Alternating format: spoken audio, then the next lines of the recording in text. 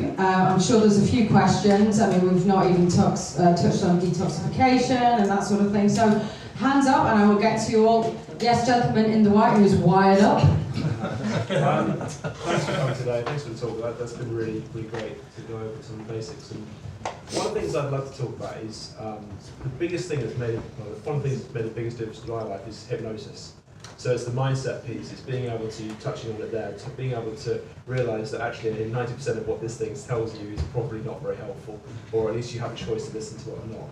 I'd be really interested to see from Ben and everyone else on the panel, what things have you found that have really changed the your mindset and your ability to be able to handle those things? Because our past traumas, I was addicted to hard drugs for 12 years. In fact, it's my 11th year of being sober today. No way! Congratulations! Well done! This was like a little present to me. What a sober birthday! Fantastic! But no, like genuinely, are there things that you found that have been really useful? Like hypnosis for me, I trained in it, it's been really powerful. Is there anything else that you could recommend that people could look at?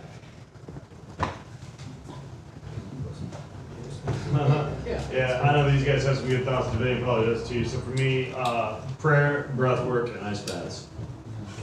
One of those, a little bit less comfortable than the other two. You can find all three. That's it for me, really. Really? Yeah. So.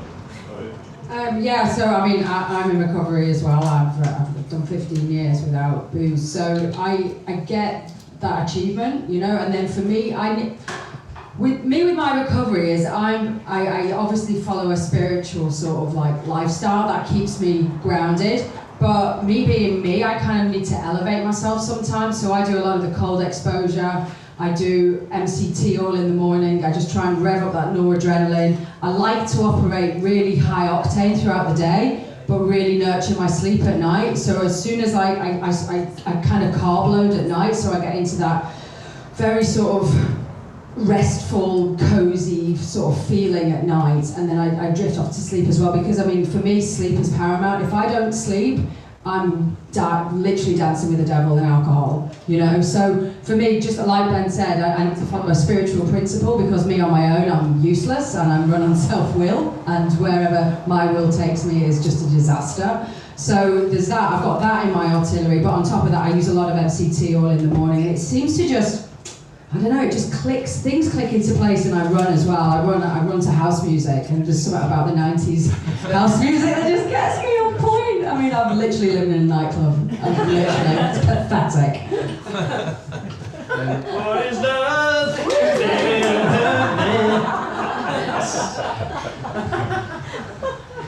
Yeah, it started for me with just thought awareness, just being aware, just practicing, trying to be still, getting into nature, grounding, spending time with my nieces and nephews, relationships, those things where you're receiving energy, you're receiving love, and just being conscious. Therapy helped me as well. I went through a course of therapy to understand myself better as well, and how I programmed myself over time, and how my environment had programmed me over time. And then more recently, I've been doing things in a Sufi spiritualism, which is the mystic Oriental approach based on Islamic principles, and awareness about your ego, awareness about where those desires and thoughts can come from, your kind of greed, lust, sexuality, all of these desires that don't really serve you in the long run, you know. And so that's been a really nice evolution part of my journey so far. Great question. Okay, who else we got? Yes, please, lady. I've got a huge list for you, but I'm going to just do two. They're very shallow questions, but I've got some deep ones as well, but I'm not going to do that right now. First one, Brian Johnson. Olive oil, extra virgin olive oil. He's now saying, and I'm following and downloaded his blueprint, he's now saying we don't have the right olive oil. He's trying to source it from different parts of the planet. So I'm very concerned about the fact that the extra virgin oil I've been using and like getting everyone to drink and whatever. Give me your thoughts on olive oil. Do I need to go to Greece and press them from the olives myself? Nice, I'll come. Yeah. I fancy Greece. You know Brian Johnson, don't you? You've met him a few times. So can you just explain who he is, just for those of us who don't know who Brian is? He's one of those guys in the US who's doing a lot right now in terms of increasing his lifespan. and spending a very large, I might even argue disproportionately large number of minutes focused on that. But he actually does a lot of things that are research backed and very scientifically driven, which is great. He's kind of like a robot. And he's right, and I don't think this is really a huge news flash that a lot of extra virgin olive oil has been exposed to excess heat and pressure, oxidation, and also stored or kept in containers that allow it to be exposed to more light and heat.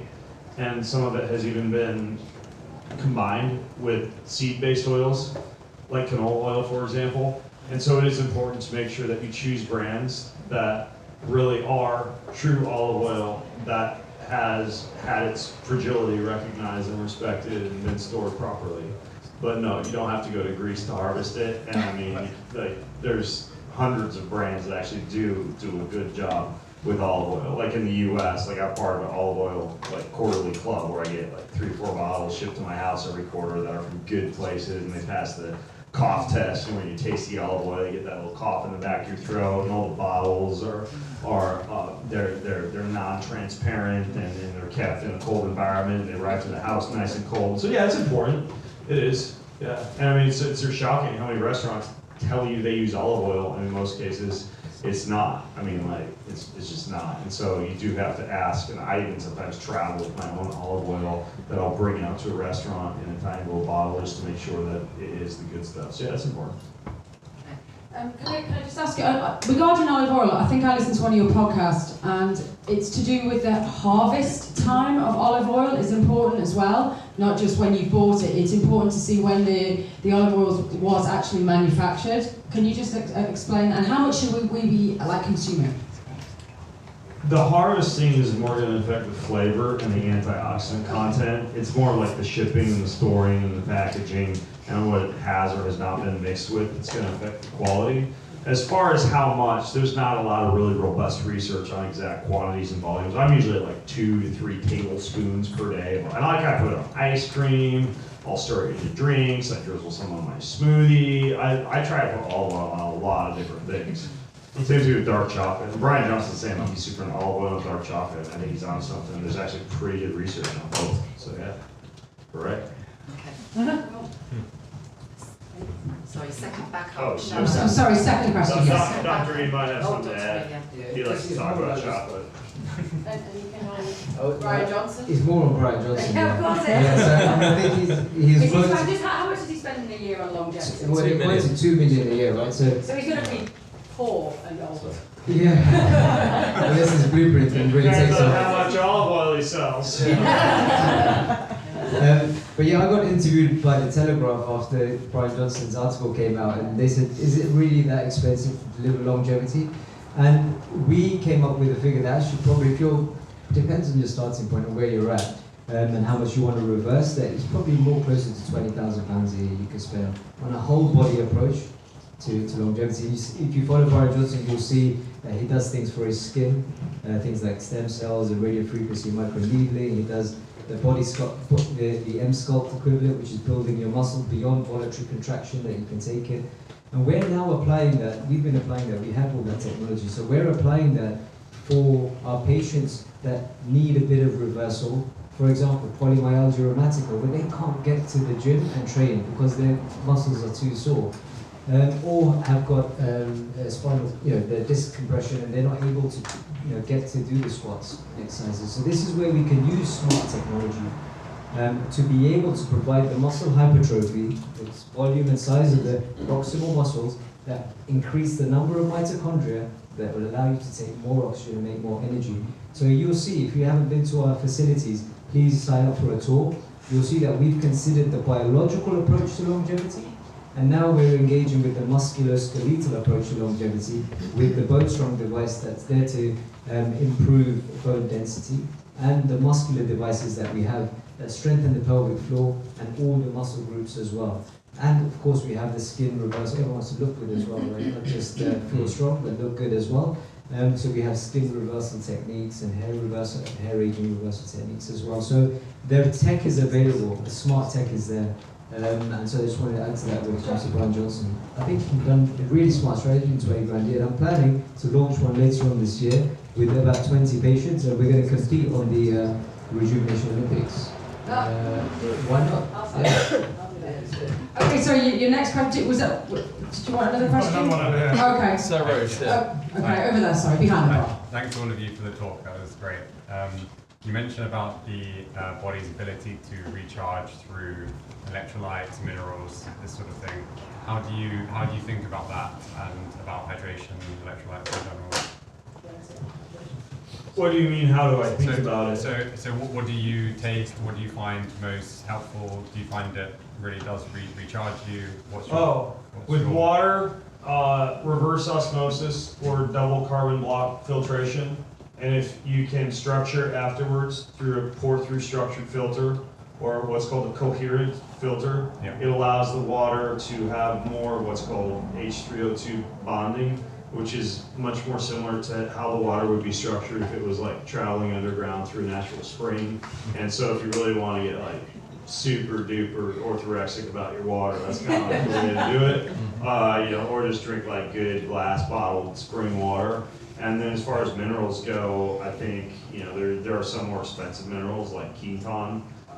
There are some very expensive salts, but then there are more accessible and affordable forms of electrolytes that I use on a regular basis, like LMNT or Protect. Celtic salt is really good. Colima salt is really good. I'm not super picky on brands, but as long as it's good, full spectrum, mineral rich salt, and as long as the water has been filtered really well, not been stored in plastic but in glass, and either been structured or exposed to sunlight or red light, that's kind of my take on water. Is I make sure it's charged up, I make sure it's got electrolytes in it, and then I add extra minerals from like little mineral stick packs and salt on food. So it's not that hard to do. You just have to be cognizant and not drink like crinkly plastic water bottles all day and just ground table salt at the restaurant. So you'll add minerals on top of your salt, your core electrolytes. You'll also add some trace minerals. No, I'll put like minerals and electrolyte packets, like some of the flavored ones, in the water, and then I salt the food. Okay. So I probably add like 5 or 6 grams of salt a day, plus the electrolytes that I add to the fluids that I drink. Nice. So yeah. Can you just explain the difference between table salt and the salt you're talking about? Table salt is mostly just sodium chloride. Like a lot of times iodized sodium chloride. The iodine is decent for the thyroid, but the sodium chloride, it's like unopposed, right? It's not mixed with a lot of the other minerals like calcium and magnesium and potassium and 70 plus other minerals that help to balance it out. So it's best to not do just table salt unless you're at one of those restaurants that has like the grinder with the good salt in it. And even Himalayan salt, which a lot of those restaurants use, it looks cool, that it's pink and it looks healthy and it's sexy and everything, but that actually tends to be a little bit high in iron and microplastics. So I'm even kind of careful with some of those depending on the source of the salt. So not to freak people out too much and ruin your salty experience of the restaurant. We're seeing a huge amount of magnesium deficiency. I don't know if you're seeing the same in testing. And just like vitamin D became really popular in the last 10 years, maybe 7, 8 years. Before that, doctors weren't testing for vitamin D. And now we realize that everyone, particularly in the UK, a lot of people, 80% are deficient in vitamin D. I'm seeing in the functional testing that we're doing a lot of mineral deficiency. And mineral deficiency does drive disease state. It does drive dysfunction of organs. Your thyroid gland not producing enough thyroxine in a healthy way. So we're seeing quite a lot of Hashimoto's thyroiditis in the population now. I think that's related to the adrenal dysregulation that starts prior to that. So, but the fixing of that starts with good micronutrients and minerals. I just wanted to add to that, are super important. So it's a great question. And magnesium, I would just add to the importance to add Epsom salts, etc., to your approach. Thank you. Okay, any more questions? Oh yes, hi. Hi. First of all, thank you again to Dr. Ian and your team for putting this together. It's like a few of the conversations, it's been hard. I think as an individual, you used to be in the sort of outside or the outlier, and it's cool to find a community. So thank you. Touching a little bit on the Brian Johnson, the sort of economic perspective. You mentioned that you're still working in an NHS environment. Yeah. This is somewhat of a rich man's game. Do you think, when do you see it being democratized? When do you see, is it an economies of scale thing? Is it When the healthcare public sector? Yeah, it's when innovative healthcare practices like ours start to engage with this system, and which we're doing. We're linked up to King's College London. We're building protocols that are reproducible and scalable. Okay? Most wellness and luxury medicine has always been reserved for the ultra high net worth and elite. But this is where the innovation needs to happen, right? In private small practices. Then it's the responsibility of those private small practices to engage, build the systems internally, build the data, and the third step is build the technology, right? So we're on our journey now to take the 2,000 patients we've been working with in the data sets, that we've dropped the prices right down over time now, and we've got a scalable system where our doctors are trained internally, GPs, functional medicine GPs, and functional nutritionists, delivering an integrated care team approach at the fraction of the price that that type of healthcare would have previously been delivered or is delivered around the world. And that's because of the internal systems we create. So systems plus education, then next comes technology. And health technology is booming, but it's applied to the old lens of looking at the human body. So AI is applied to the old way of algorithms of determining health disease, right? So we're now working, built a super team that's going to be working. We're going through a process where we're going to build the right partners to solve this problem and engage with the medical education system. The next conference we're exhibiting in is 2 weeks called the Integrated Personalised Medicine Congress, and that's for professionals here in the UK. And we're launching the seeds of an online CPD accredited academy where doctors and nutritional therapists and other health professionals can learn from what we've learned, right? Because we need to share that learning now. And yes, at one end it's super expensive if you want to do all of the really expensive smart tech, because guess what? Those machines are super expensive, right? You don't need to do the smart tech, as you've just heard all of us say. You don't need to do the smart tech, but if you wanted to get, and you have the capacity, okay, cool, we'll learn from you and we'll work with you, right? So it's the responsibility. And I think also the responsibility of patients going on a journey to then try things themselves, learn, ripples turn to waves. Your journey, Davinia's journey is remarkable. She went on her journey to transform health. She engaged with trying all these things out. I was like, fuck, I need to share this with lots more people. I'm going to upskill my knowledge, and I'm going to write books, and I'm going to get on TV, and I will work my ass off, not because this needs to get out there, just like Ben, just like myself and my wonderful team here.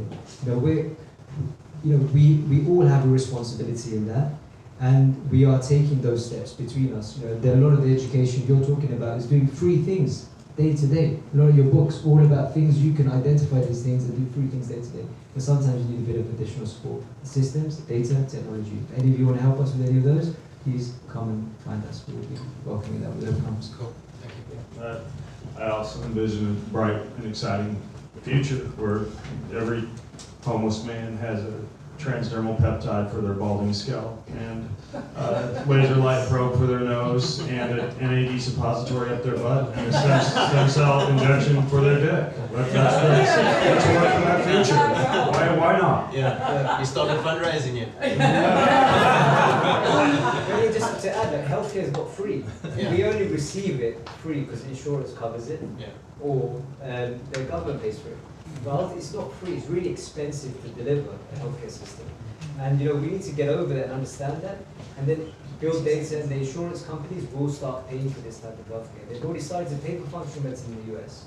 UK, they haven't. It's coming as the data sets continue to grow. Thank you, everybody. That was wonderful. I just wanted